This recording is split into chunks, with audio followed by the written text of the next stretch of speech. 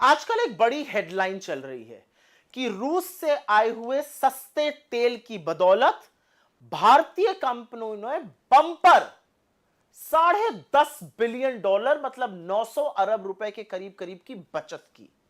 अब सवाल यह है कि इसमें आपको क्या मिला? क्या आपके पेट्रोल और डीजल के दाम कम हुए? और उसका जवाब तो हम भी जानते हैं कि वो ना है। तो समझना जरूरी है कि तेल का खेल चल क्या रहा है। तो सबसे पहले दो चीजें समझ लीजिए। ऑयल जगत में दो तरह की कंपनीज होती हैं, अपस्ट्रीम एंड डाउनस्ट्रीम।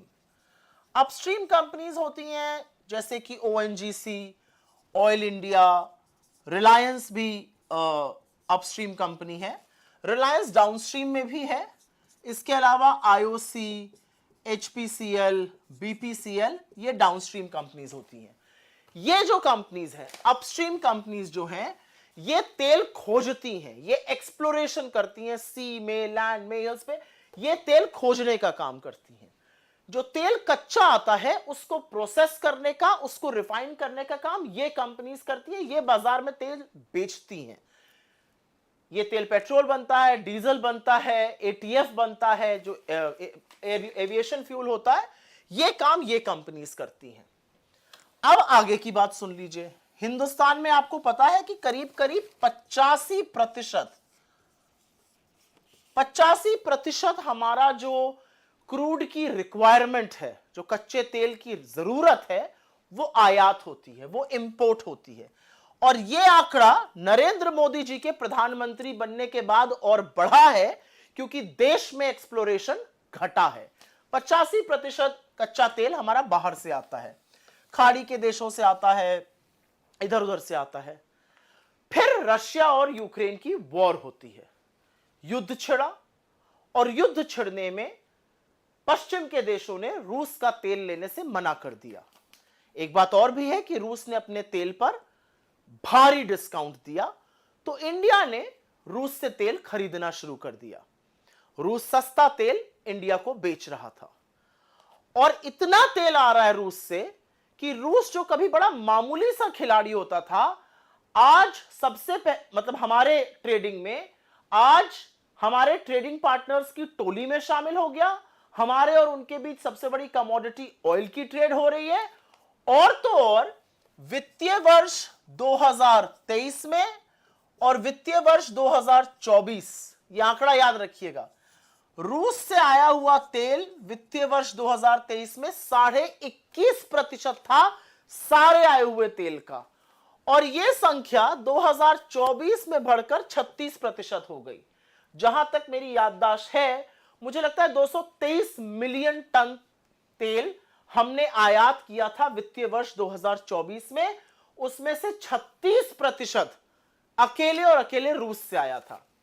एक बात और भी है कि रूस जो है, तेल जो हमें दे रहा है, वो बाकी जगहों से आ रहा है, वो 10 से 12% उसका दाम कम है। रूस हमें कम दाम पर तेल बेच रहा है। रूस की देखा देखी और भी देशों ने हमें डिस्काउंट दिया।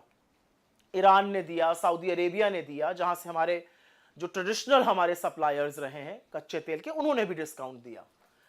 अब आप ये सोचेंगे कि 10 से 12% अगर दाम कम आ रहा है तो इसका फायदा किसको पहुंच रहा है? क्योंकि आपको तो नहीं पहुंच रहा है, आप तो अभी भी पेट्रोल और डीजल के वही दाम दे रहे हैं।